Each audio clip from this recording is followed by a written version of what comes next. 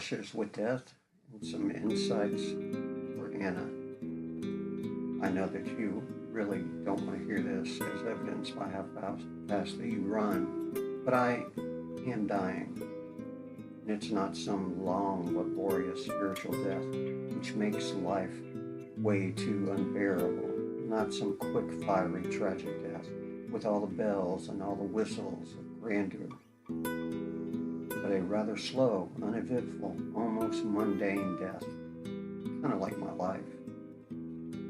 Consequences of my action, to be sure, but nothing so grand as a car crash or a skydiving accident. Nothing so heroic as dying for my country or a cause. I am not so sure I have a country or a cause, except for possibly my belief in a very confusing God or whatever, a relationship that I can't seem to get much comfort from right this minute. I am pretty sure, though, that I do not have any affiliation with very many causes that are worth dying for, not even me. So it won't be the first time that I have felt this way, though it really does feel like it might possibly be the last. I had extremely high fever associated with the mumps when I was around 10, and undoubtedly I was hallucinating and completely out of my wits. But I have a clear memory of actually floating over the hospital bed and gazing down upon the events below me from the corner of the room. My mother crying and praying, and I remember my frail self in the bed and thinking that I had died already. It's funny, I really don't remember my father being there, but I do have that non-memory quite frequently. I got better, and the memory was stripped away or ignored for many, many years because I was scared, and the vision I had for my life did not allow for such closeness to things so spiritual. It's too bad I didn't get it then. My mother's incessant belief that I was running from God was a little bit too close to home on some days, and fueled my resistance to the idea altogether. I remember flying over the handlebars, thinking, oh no, this is it. Shit. I'd run home from school, anxious to check in with Supermom, who was at work, so that I could get back to school and participate in a big gang fight. You know, the freaks that had enough of the jocks. And the night before, West Side Story on TV had given us all some ideas about how to remedy that situation. And there was no dancing planned, of course. I was on restriction from riding my bicycle, but I had the combination to my bike locked, and it was locked up in the backyard. And being the crafty boy that I was, I just happened to have that combination. So I called my mom, reported in, and was off to the big gang fight on my shiny purple and chrome two-wheeler with the slick back tire and sissy bar. It was all a little anticlimactic. I arrived there, and there was no fight. There had never been one, and the angry mob had been dispersed by an all-too-wise vice principal. I offered my friend Kirk a ride home on the back of the bike, and we were off. Flying free as the wind at breakneck speed, we began down the long, steep hill that is Chippewa Trail.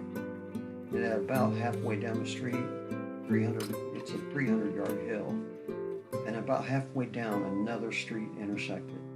And I remember a wood-toned Pinto wagon was approaching the intersection just a little bit too fast for my liking. And as usual, as it is in the suburban neighborhoods where I grew up, this car slowed and made a rolling stop, and it proceeded onward, all without ever seeing Kirk and I on my Sears version of the Schwinn Stingray. I slammed the coaster brakes so hard that the chain snapped, and we were absolutely stood no chance whatsoever of stopping. And I remember screaming obscenities and holding on for dear life, and Kirk either fell off or ejected himself, and the Pinto slightly tapped the back tire of my bike. And I remember flying through the air, hitting pavement, and from it then it's kind of a blur of shock, pain, and interestingly enough, fear about what Supermom was going to do for unlocking the bike and taking off like I did. The girl driving the Pinto loaded me, Kirk, and the remnants of my bike into the car. Both Kirk and the girl seemed really freaked out about the fact that I was even walking around. And so I wouldn't let them girl even leave from where we were until I looked at myself in the rearview mirror. The blood and the swelling was pretty scary. And that is when pain really set in. She took us to my house, unloaded us, and left us there. We never found out who she was, and there is still some debate about what kind of car it was. I'm sticking to the Pinto story, though. And I took the remaining pieces of my bike and I locked them up right in front of my sister and all of her friends who were screaming bloody murder after seeing me run around the corner of the house. I suffered a broken jaw, serious road rash on my face and chest. My football jersey was ripped to shreds, and I went back several days later and retrieved my 2 front teeth from right where I'd left them next to the curb. Now, most normal kids, they would have understood this to be consequences of willful disobedience, but my behavior only got worse as I recovered and got older, and I should have been killed then, but I was once again the recipient of grace, though I didn't know it at the time. Slow motion car wrecks. You've seen them on TV. You've heard about them. Maybe even had one yourself. That's when you know the inevitable is about to happen. And there's complete fear and powerlessness. And everything happens in extreme slow motion, no matter how fast you might be traveling. It's kind of whatever God's way of making you take notice and gives an opportunity to remember and grow from that experience, I suppose. Considering the number of times that it's happened to me and the other times I banged my poor little fragile head, it is a wonder that I can remember or figure out anything. But most of the time it was self-imposed situation fueled by my love of alcohol, which always seemed to go better with driving. And there were times, of course, however, when there were actually accidents. I can count 6 occasions when I should have been very seriously injured or something more permanent. The details really aren't that important, except to say that only one of those did not involve alcohol. The one that didn't is also the most recent and comes after 15 years of sobriety. It did involve a 350-pound wild boar mama with her 6 baby pigs who felt it necessary to run in front of my truck several years ago. It's one that I'm still feeling now. Fate must have felt that it was necessary to remove me from all of my possessions and all of my property so that I would pay attention. The truck was the last to go. I had been broken and I was ready to build back up and be fit for service. A vehicle so that I could go to work would be nice too. But alcohol. I nearly died many times during my addicted years. Way too much cocaine, way too little sleep, way too little food, much too loud a mouth while influenced, too brash in my travels to score drugs, and too many days or nights of putting myself in the company of nefarious and ill-willed strangers. All of those things could have been in my life, but they didn't. I got clean and even may have helped a few folks in their struggle for freedom from their addictions. Many years have come and gone since I needed to be thrown in the shower to come out of a cocaine-induced seizure. You know, the kind of seizure that can kill you. Lungs collapse from infection and sentenced to something unexpected after all these years. That is what happened in a nutshell. A week or 2 after you really left, moving all our things out in the house, and then turning off that electricity in the sub-freezing temperatures, and then you were really gone, and the air felt like poison, and I guess it probably was. The doctor said I had fluid in my lungs, but it was just pneumonia, and antibiotics would take care of it. Then they said they better drain the fluid just in case. And then they said that even though we drained it 2 liters already, we better drain it again. And we're not too sure really where it's coming from. And they took 2 more liters. And then they told me that they thought it might be best to reinflate and to rip the interior lining out of my left lung and start all over.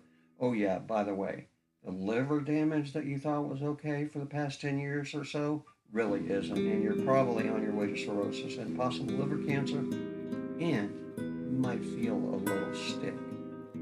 Yeah, she still wants a divorce. And prior to the pig, there was you. All of this and nothing compares to the pain from you and the boys being gone. For no good reason that I can see. Bipolar might have something to do with it, but forever, apparently, you're gone. No matter the momentary hope, This single loss has brought me closer to the true death of any of those above. Pain of failure, judgment, hopelessness, fear, shame, worthlessness, that you offered as a parting gift, has pretty much killed my spirit from the inside out, and I'm dead in some places already. I hope that it gives you the justification that you need to sleep at night. I really couldn't stand the thought of you adding that much guilt to the load that you've already carried. I've seen the true colors, and I really don't like them. They're black. They're black through and through for the tremendous void that is now where you once were. Black for the hole in my dreams. Blue, how I feel.